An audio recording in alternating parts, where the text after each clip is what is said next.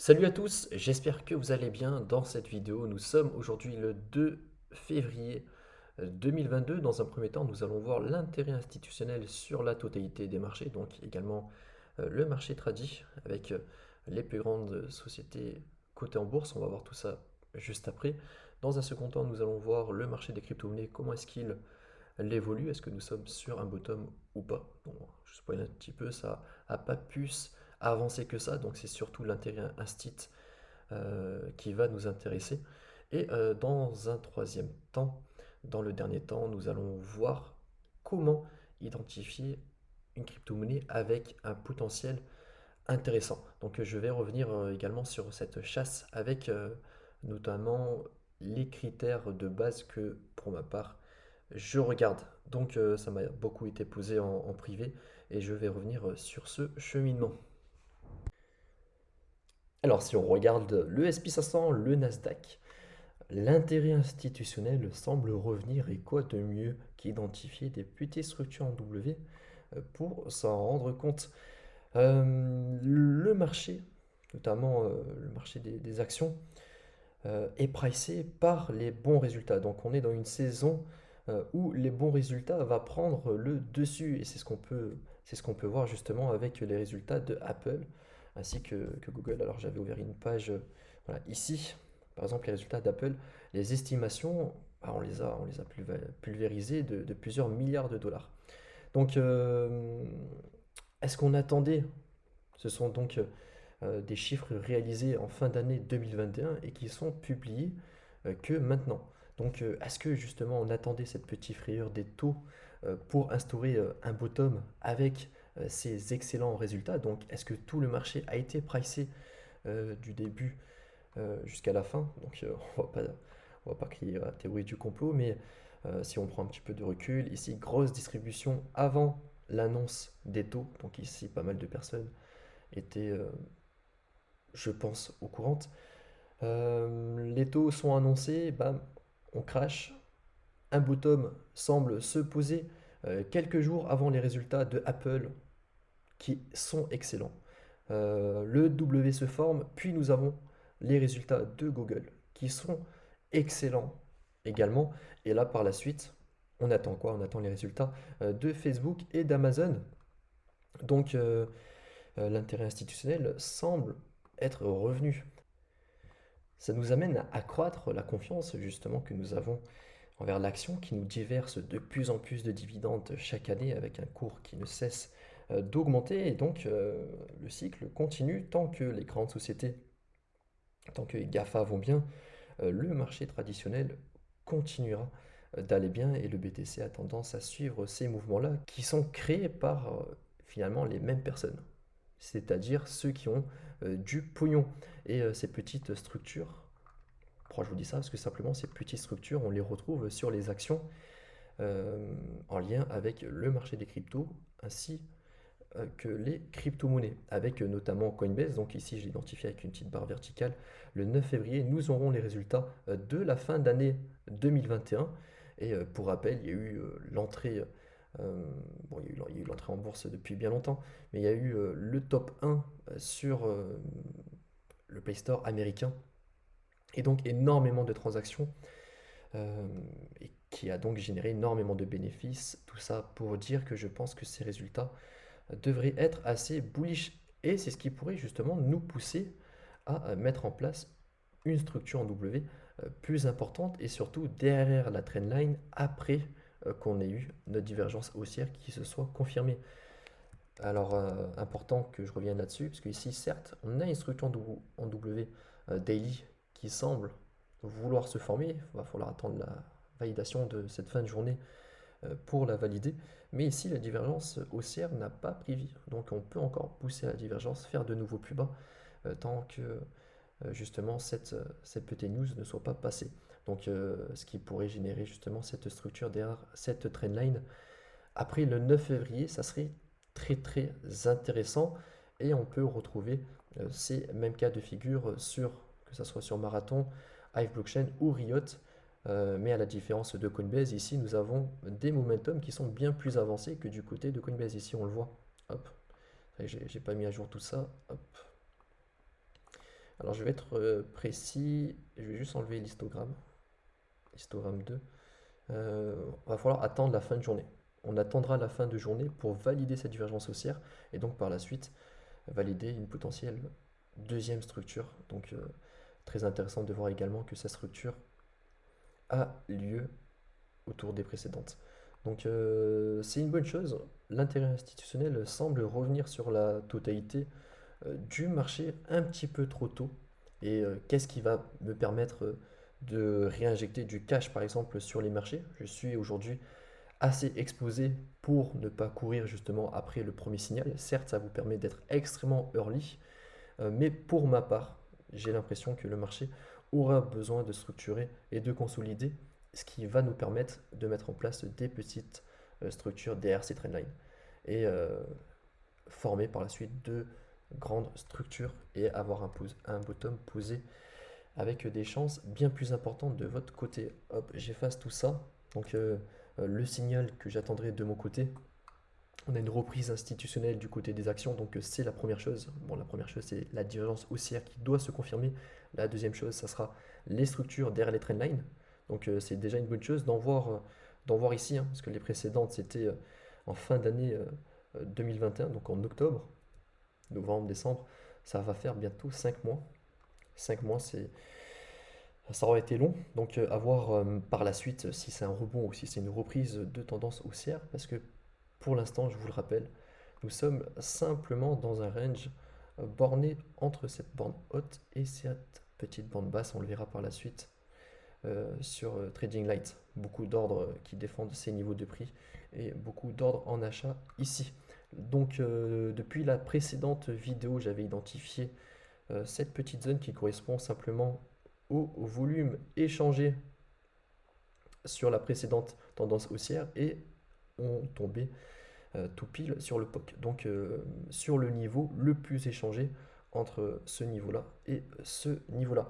On n'y sommes pas revenus. On n'est pas revenu sur ce point-là, donc ça montre à quel point l'intérêt de certains semble revenir quand on revient justement sur ces précédents W. C'est une bonne chose.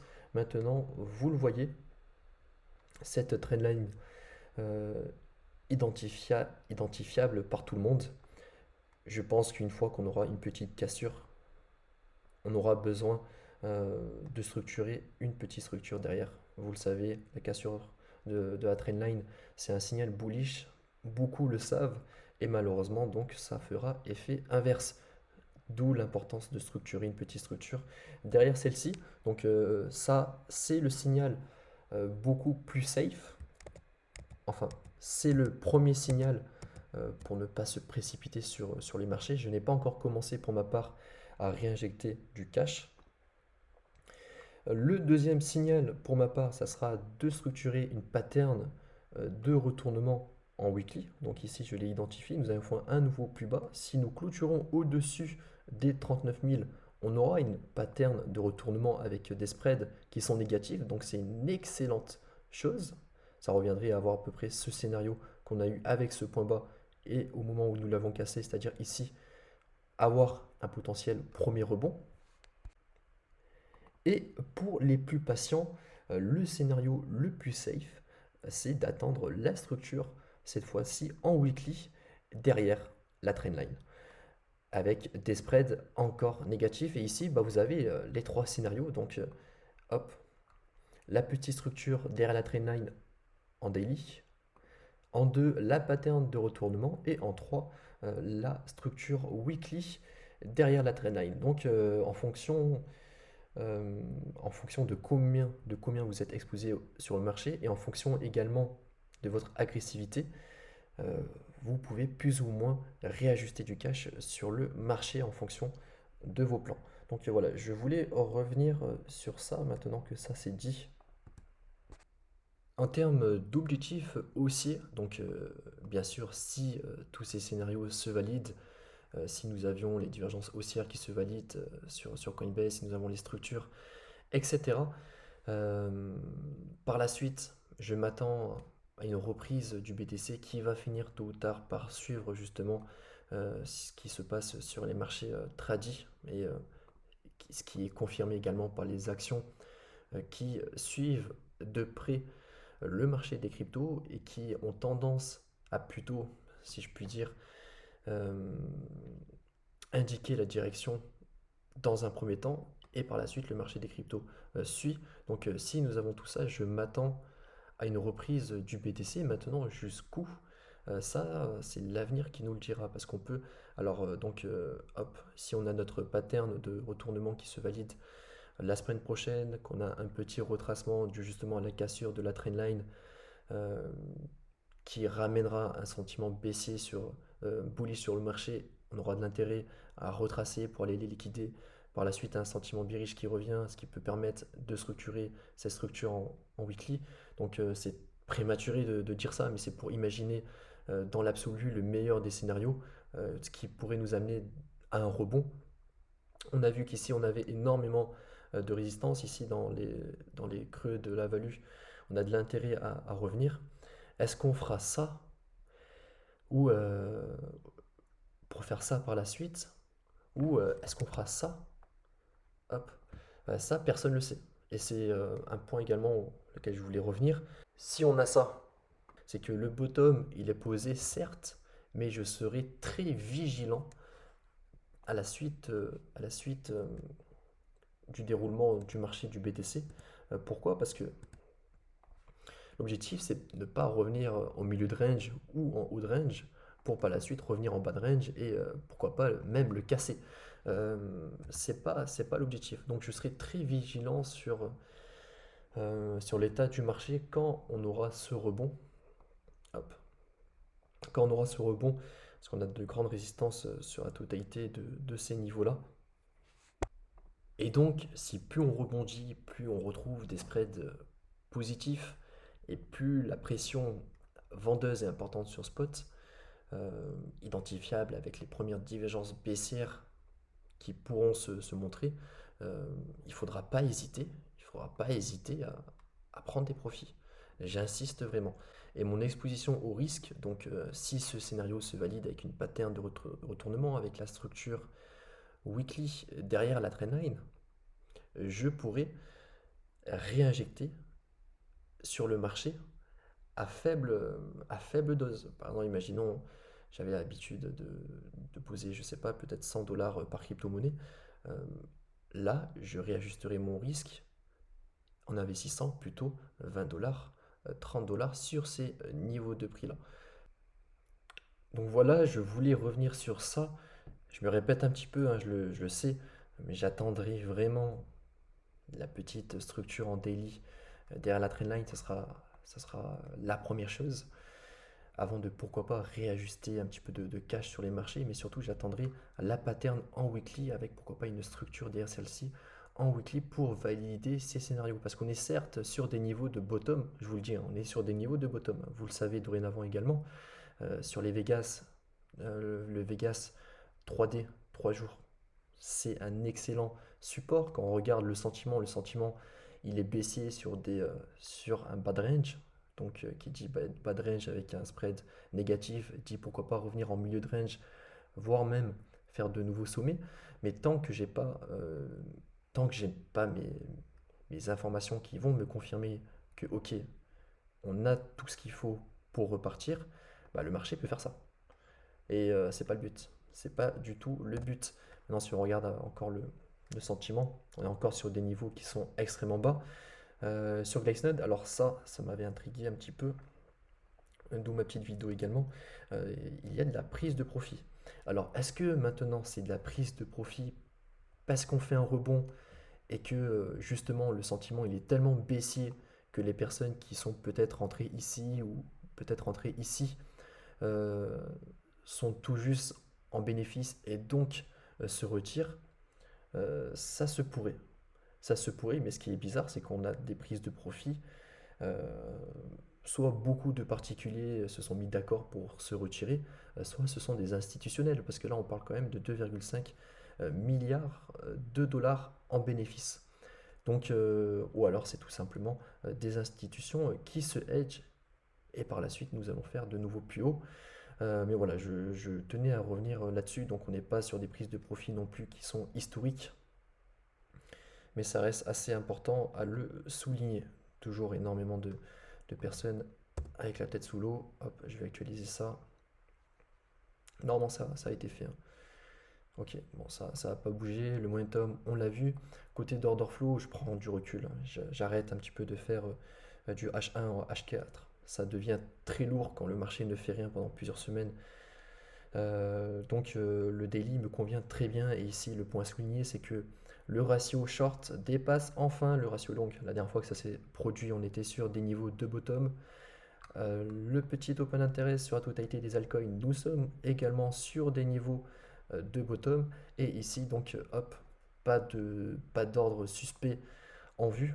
Si ce n'est, alors, il me semble, peut-être sur Deribit, il me semble, yes, hop. Donc ici, je suis en 4 heures. Ok, ok, il va falloir que je fasse le tri un petit peu avec tous ces ordres. Beaucoup ont été supprimés de ce que je vois. Mais ici, voilà, chose que j'ai dit en début de vidéo, le petit range borné entre le point bas, qui est le bottom actuel, et la borne haute ping-pong. Voilà, tout simplement. On rebondit en haut, on rebondit en bas, jusqu'à que un des deux camps cède, qui va entraîner une liquidation forcée, que ce soit au nord ou au sud, aussi appelé un short squeeze ou un long squeeze. Côté institutionnel, est-ce qu'il y a des points, le code qui n'a pas bougé. D'un point de vue des options, le mardi 25, est-ce que je suis dessus? Non. Hop. Donc ça sera le prochain gros rendez-vous important. Et on voit qu'on a des max prime price à 3000 dollars du côté de l'Ethereum. Alors c'est surtout le Bitcoin qui va m'intéresser. Il me semble que c'est également le 25. Yes. Avec un max prime price à 45 000. Donc 45 000, ça ferait revenir en milieu de range. Donc ça se tient, on verra ça. On verra ça ensemble. Est-ce que j'ai d'autres points à vous montrer? Je vais juste faire charger ces pages. Le gold qui n'a pas validé ma structure en weekly. Alors je vais revenir directement dessus. Ça sera plus simple. Hop. Le supply également qui continue d'augmenter, donc c'est une bonne chose. Et ici, pour revenir sur la vidéo précédente de la semaine dernière, j'aurais voulu voir une structure, hop, la validation au-dessus de ce niveau-là. Malheureusement, on l'a pile atteint, mais on l'a pas dépassé. Donc pas de W weekly. Quoi qu'il en soit, ici on a une grosse contraction. Si on enlève l'inflation, ici c'est l'or sans l'inflation. Donc on va voir quelle direction est-ce qu'il va prendre. Mais l'or qui commence à être assez intéressant. Donc pour se hedger, ça semble être une bonne alternative. Maintenant, si on regarde le supplies, le marché des crypto-monnaies, excusez-moi, continue de trouver de l'intérêt. Si on regarde depuis le début d'année, alors je vais mettre en weekly, hop, donc en semaine, on peut voir que on avait une petite pause en fin d'année. Et depuis le mois de janvier, nous sommes passés de 140 milliards à 148 milliards, donc 8 milliards qui ont été convertis de monnaie fiduciaire en stablecoin. Donc il y a de l'argent qui rentre en stablecoin sur le marché. Je ne vais pas dire qu'il y a de l'argent qui rentre sur le marché, parce qu'il suffit de voir le total pour se rendre compte que ce n'est pas encore le cas. Donc de l'argent converti en stablecoin, mais qui n'est pas encore injecté sur les petits crypto-monnaies. J'ai fait le tour. J'attendrai également d'un point de vue de saisonnalité. Hop. Et je pense que c'est quelque chose qui finira par arriver tôt ou tard. Une continuation de la tendance baissière sur la Bitcoin dominance, ce qui pourrait nous amener justement à vivre une altcoin season. Voilà, j'ai fait le tour pour ma part et donc on va passer sur l'analyse de petites crypto-monnaies avec une panel d'informations à suivre, du moins c'est ce que je fais de mon côté. Alors, quoi regarder pour ces investissements? C'est parti. Donc, on va faire ça ensemble. La première chose que je regarde sur une crypto-monnaie, c'est l'inflation. Donc, hop, l'inflation sur le token.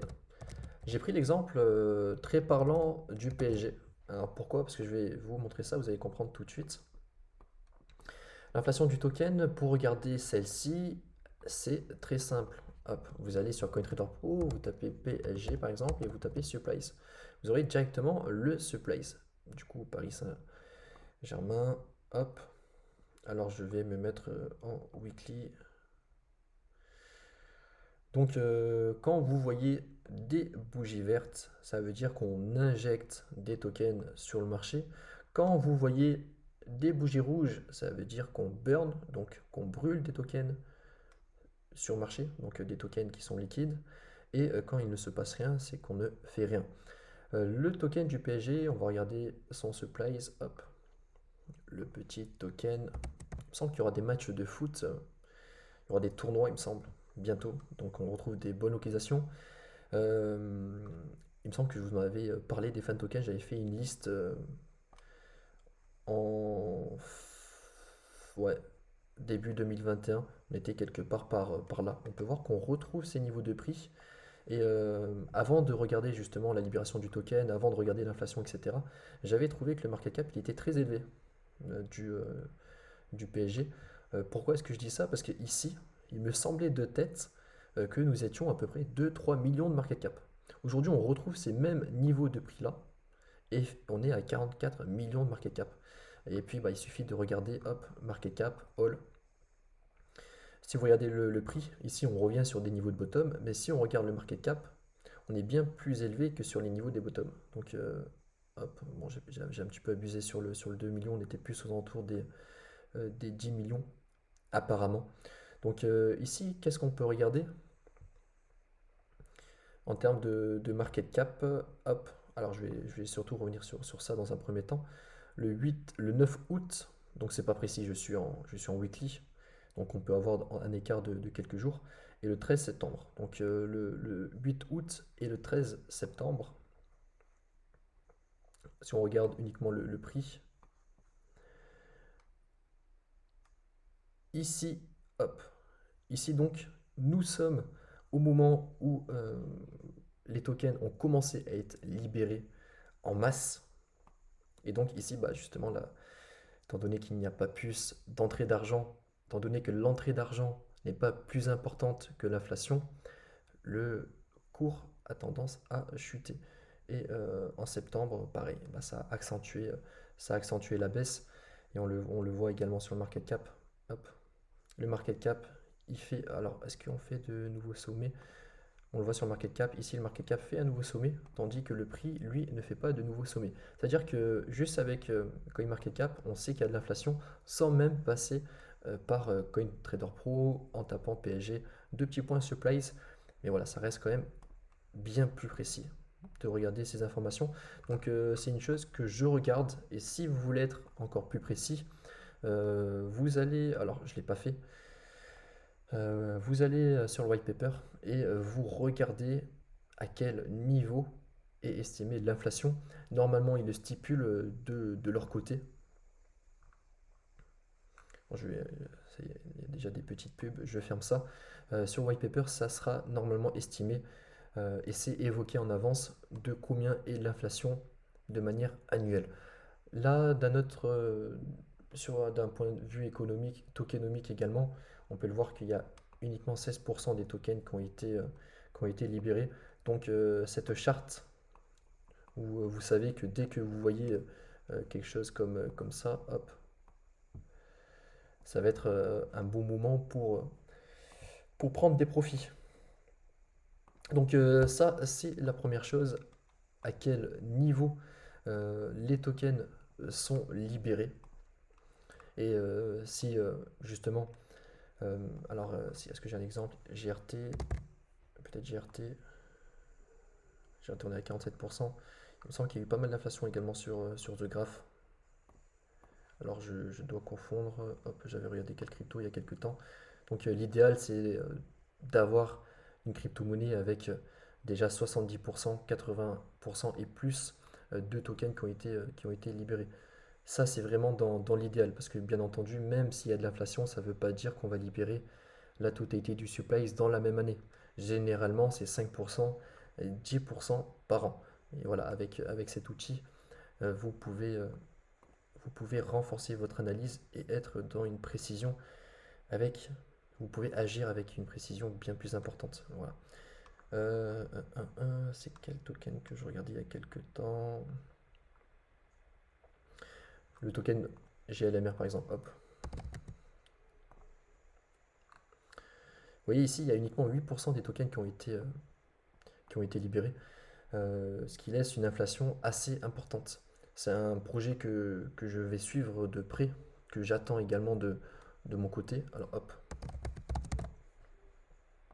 qu'est-ce que j'attends? Tout simplement une structure. Une structure, on commence à arriver sur des localisations intéressantes, à savoir que le TechFlight, donc la précelle de ce projet, s'est effectuée à 0,25 ici. Donc ici, on a de la chance. Le listing s'est effectué au même prix que le prix du token sur la précelle. Donc ici, vous voyez, hop, on a beaucoup de tokens à libérer. Ces personnes ont des tokens de manière mensuelle et par rapport au prix du marché, ils sont encore à x18. Donc ici, tant que je ne vois pas clairement un W daily, j'ai l'information que ces personnes ne se sont pas encore décidées à, à tourner leur veste et ils ont estimé que le prix peut encore aller un petit peu plus bas. Donc ce type de projet, par exemple, qui ont un fondamental assez important, Moonbeam, dans les grandes lignes, va servir à convertir les contrats de la blockchain de Polkadot sur la blockchain de l'Ethereum et vice-versa. Donc ça reste assez costaud. Beaucoup de projets vont pouvoir, parce que c'est deux types de langages différents. Et pour les développeurs, c'est le Ying et le Yang.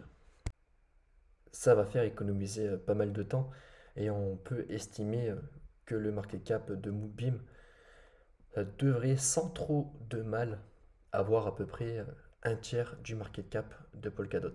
Donc si on regarde rapidement avec une petite simulation, alors The Coin Perspective, donc d'un côté je vais mettre Moonbeam, donc ça permet de faire les calculs automatiquement pour les grands feignants comme moi, et de l'autre côté Polkadot.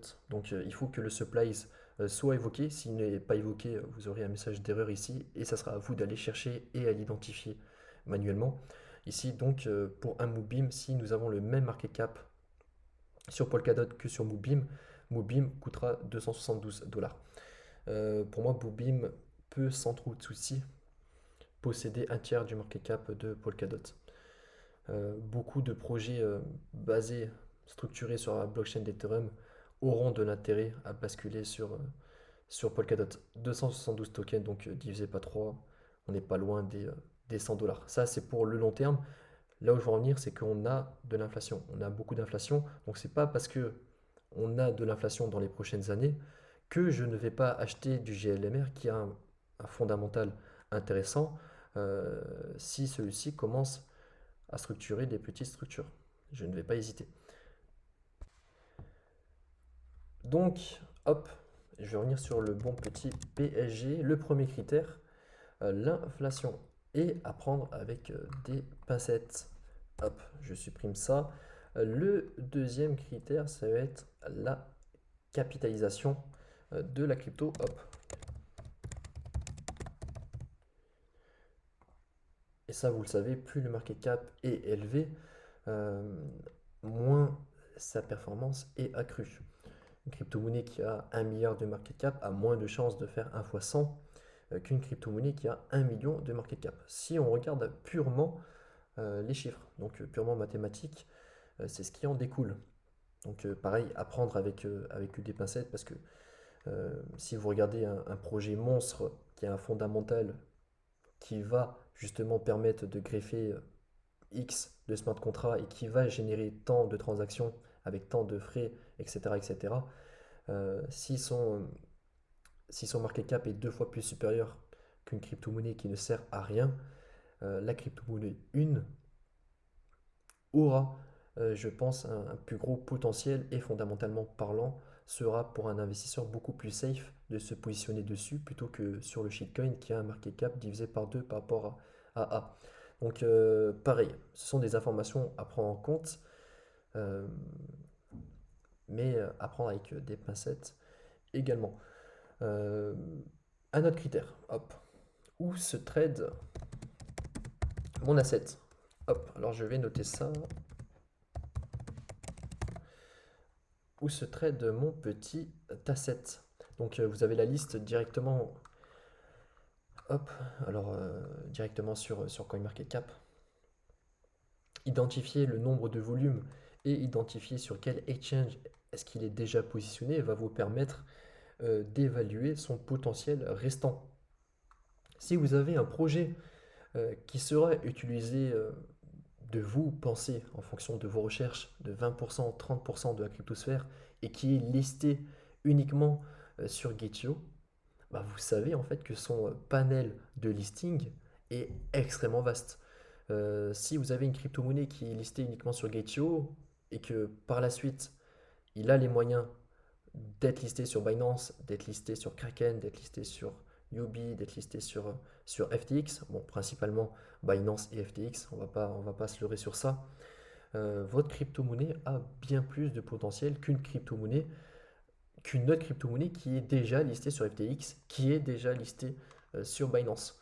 Donc c'est aussi beaucoup plus risqué parce que les projets à très fort fondamental se fait assez rare, se fait assez rare euh, sur des petits exchanges ou du moins ils passent très rapidement sur le niveau supérieur, sur Binance, sur FTX, etc. Si ce n'est qu'une personne, et je le remercie, il se reconnaîtra, m'a partagé, alors hop, où est-ce que je l'ai mis? Je le garde dans un coin de l'œil, hop, m'a partagé Trubit, donc qui semble avoir un fondamental assez intéressant et pour sa part est disponible uniquement sur Hotbit, il me semble. Alors je vais vérifier ça, mais sur un petit exchange avec pas tant de volume que ça. Donc son potentiel, donc voilà, bon, j'ai dit n'importe quoi sur MXC par exemple, ou sur des plateformes décentralisées pour le reste. Donc une crypto-monnaie qui est listée principalement, alors je vais regarder la suite, c'est vrai que je sais pas, ok, balanceur BIMEX. Une crypto-monnaie qui n'est pas listée sur le top 3, top 5 des exchanges et qui a un fondamental intéressant a un potentiel plus intéressant qu'une crypto-monnaie qui est déjà listée sur Binance. Et donc Trubit, je vous laisserai faire les recherches. Moi-même, je l'ai pas encore fait. Euh, mais voilà, je tenais également revenir sur ça. Alors hop, je vais revenir sur la petite liste. Donc où se trade l'asset à prendre en compte. Alors on continue la liste, autres critères, et de côté de Messari cette fois-ci. Et donc la question à se poser c'est est-ce qu'il y a déjà des hedge funds positionnés dessus? Hop. Donc est-ce qu'il y a des hedge funds? Cette question va vous sécuriser en quelque sorte les fesses. Imaginons j'ai le PSG qui a exactement cette figure-là mais qui n'a pas de hedge funds et on a également une crypto-monnaie B qui a exactement la même tête mais il y a Coinbase, il y a Binance derrière qui soutient les prix dont ils ont investi forcément, ils ne vont pas soutenir un prix pour faire joli. Bah, j'aurais tendance à privilégier la crypto-monnaie 2 par exemple. Donc ça reste un critère assez important. Hop, donc messari.io, on va prendre l'exemple de GLMR par exemple. Hop. Donc il me semble que je l'avais fait, il me semble que Binance était dessus, je vais le refaire. Je suis pas si sûr. Moonbeam, bizarre, bizarre qu'il y en ait deux. Donc, je vais vérifier que ça correspond bien.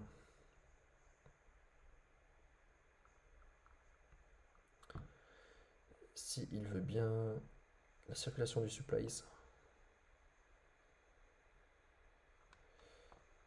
Alors,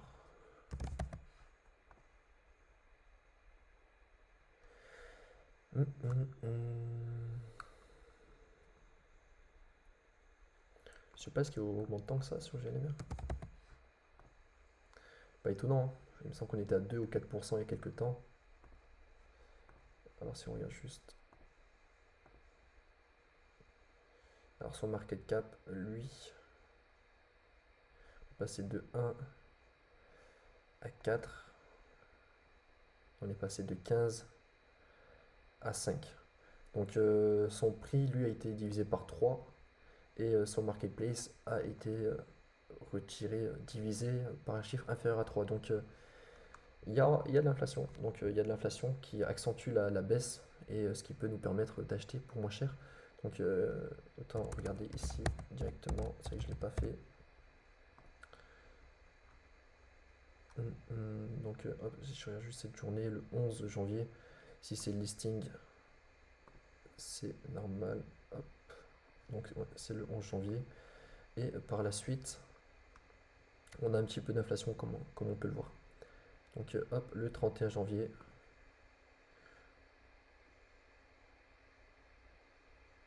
Ok, bon, c'est le jour où nous avons fait un nouveau plus bas, ce qui a accentué la petite baisse. Intéressant de voir ça, mais revenons à nos moutons. GLMR, j'aimerais bien t'avoir ici. Bon, au pire, ça ne fait rien. Je vais quand même prendre mes informations. Investor, donc voilà. Ici, on a Binance. Donc, ok, bon. On a quand même pas mal de sociétés derrière GLMR. Si on regarde par exemple PSG, hop, pour rester dans les exemples précédents. Donc, profil, Investor. Si la page veut bien charger. Donc, je vais prendre un autre exemple. BAL par exemple. En bas, je sais déjà qu'il y a des exchanges dessus. Ce que vous pouvez faire de votre côté, c'est les classer. Donc à la Meda, des différences, Pantera pareil. Vous voyez ici, hop, par exemple, je vais cliquer sur BAL. Moi de mon côté, je les ai catégorisés déjà dans mes petites rubriques. Alors s'il veut bien charger. Et ici, directement, j'ai une catégorie fondamentale. J'ai une catégorie avec un bon TVL. Et ici, vous avez directement toute la liste et à quoi est-ce qu'il correspond. Donc d'un coup d'œil, je sais qu'il y a Pantera dessus, Alameda. Donc j'ai mis d'autres sources. Mais ça me permet d'avoir un petit recul avec un seul clic. Donc voilà pour ça. Alors je vais revenir sur le PSG. On va regarder le reste des informations. Hop. Alors où est-ce qu'il est mon petit texte? Super. Donc Messari, c'est fait. Ensuite, vous avez la roadmap. Alors, je ne vais pas revenir là-dessus, mais si vous avez par exemple un projet A qui a une roadmap terminée, ça ne sera pas forcément à privilégier parce qu'une roadmap qui se met continuellement à jour, qui évolue avec plusieurs mois, plusieurs années d'avance, équivaut à dire que c'est vivant, qu'il y aura des news, que ça va attirer de nouvelles personnes, que ça va donc engendrer de nouvelles transactions, et ce qui pourra faire pump ou créer une hype autour de ce projet. Donc la roadmap, si la roadmap elle est vide, attention avec ça. Donc bon, je ne vais pas mettre de petits signes attention, vous l'aurez compris. CoinMarketCal, pareil, ça revient un petit peu aux news, hop. CoinMarketCal a privilégié les crypto-monnaies qui ont justement des news qui vont arriver en printemps, en fin d'année. Hop, outils, je garde toujours un petit œil dessus. Le PSG, est-ce que... Alors ça, je vais effacer. Je vais enlever ça. PSG, vous pouvez en taper plusieurs directement. C'est assez efficace. Hop, Moonbeam. Vous voyez ici, bon, PSG, il me semble qu'il y a quand même des tournois. Alors peut-être que c'est pas des news donc qui sont pas identifiés ici. Mais GLMR ici, listing.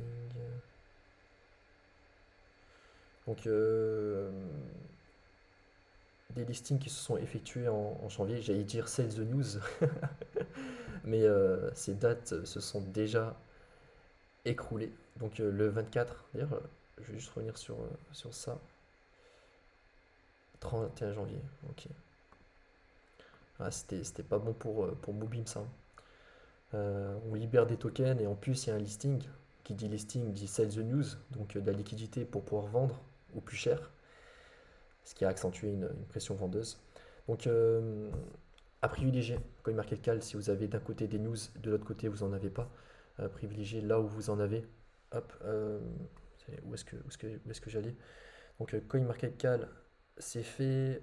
Hop, sentiment que je vous ai parlé il y a quelques temps. Hop, donc alors non, j'ai pas la charte ici, je vais en prendre une nouvelle. Yes. Donc ici, hop, j'enlève ce mot-clé, je mets par exemple GLMR. Donc vous tapez le projet qui vous intéresse, et si vous voyez qu'il y a une hype importante dessus, euh, évitez-le. Évitez-le, évitez-le. Donc GLMR ici, c'était en septembre. En septembre, bon, c'était pas encore sorti. On avait un pic le 4 novembre. Alors il me semble pas qu'il était déjà sorti. 4 novembre. Ah, il est sorti en janvier. Ouais. Hop. Donc voilà, bon, c'est un exemple, sûrement pas le meilleur. Je vais taper PSG par exemple. PSG, ok. Ça, c'est sûrement une date qui correspond le plus, hein, le 12 août.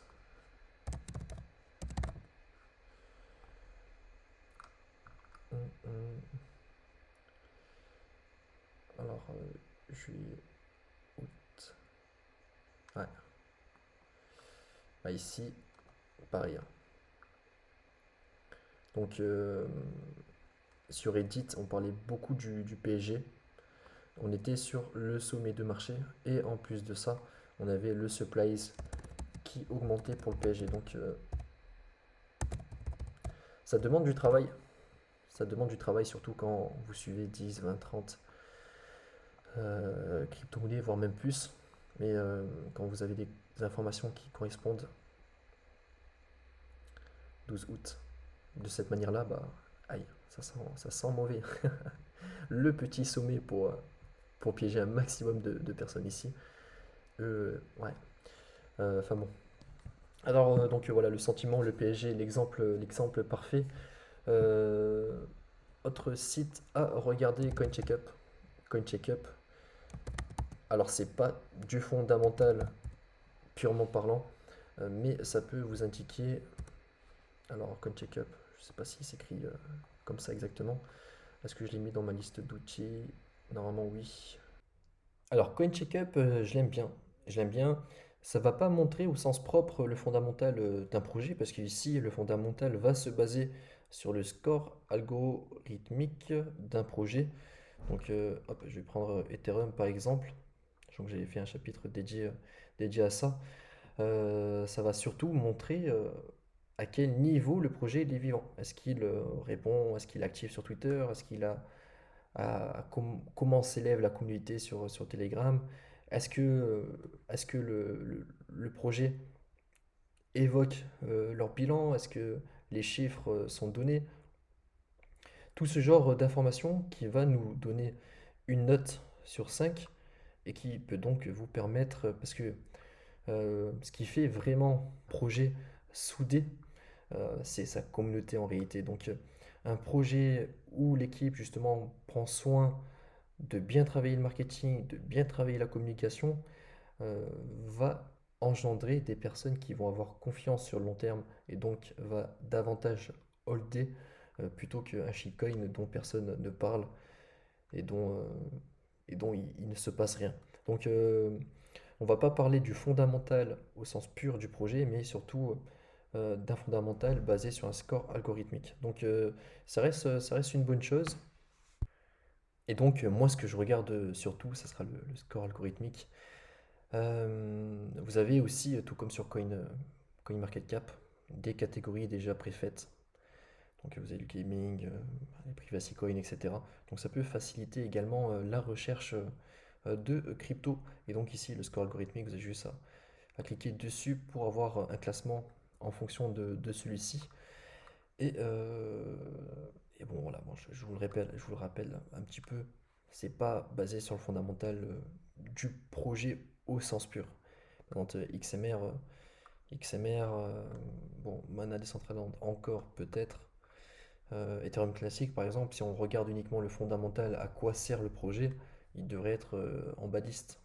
Et pourtant, et pourtant. Donc voilà, c'est assez intéressant de regarder ça. Pour rappel, hein, un petit peu plus d'un fois 50 ou d'un. Enfin bref, peu importe. Donc assez intéressant de regarder également les, les scores algorithmiques de CoinCheckup. Dernier point, le secteur. Dans quel secteur est-ce que la crypto-monnaie évolue? Est-ce que c'est un secteur d'avenir? Est-ce que c'est un secteur qui évolue ou est-ce que c'est un secteur qui s'éteint? Quel est son potentiel vis-à-vis de ses concurrents? Est-ce qu'il est capable de les dépasser, etc. Et donc par rapport à ça, bon, j'aime bien sûr hein, regarder les secteurs, mais quand vous avez votre actif et vous le comparez à d'autres crypto-monnaies, si pour vous, votre crypto-monnaie peut dépasser un tel ou un tel, utiliser The Coins Perspective peut être une bonne alternative pour justement se projeter sur le long terme et renforcer également votre conviction sur tel ou tel projet. Bien sûr, sans se vouer la face, si vous vous êtes trompé, il faut savoir se délester. Euh, hop, j'ai fait le tour. J'ai parlé de la totalité des points. Hop, petite crypto-monnaie que je garde à l'œil également avec une ICO. Bon, peut-être ça va pas concerner tout le monde. Avec le token euh, Poken. Hop, donc moi c'est pas un projet qui me tient à cœur. J'avais pas participé à la pré-sale. Je vous laisse regarder de votre côté. Ça reste spéculativement parlant prometteur. Prometteur, parce que ça attire énormément de monde sur le web et ça, c'est un des secteurs qui génère le plus d'argent. Donc le token Poken aujourd'hui, son prix de l'ICO était, il me semble, de 1 centime. Là, on est à 2 centimes, donc à deux, on est deux fois supérieur à celui-ci. Après un hop, donc grosse distribution, faite n'importe comment, hein, dégueulasse. Hop, moins 91%, on commence à, pourquoi pas, avoir des petites structures, donc intéressant.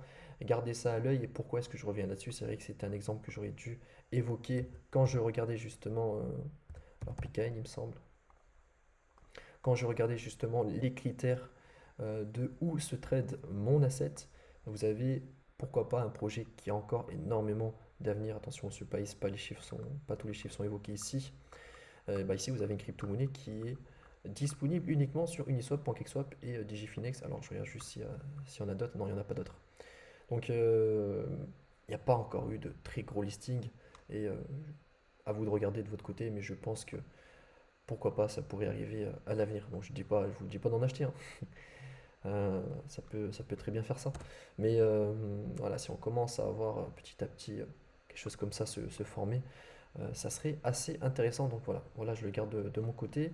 Et je vous en fais part. Alors je regarde juste mes petites notes au passage.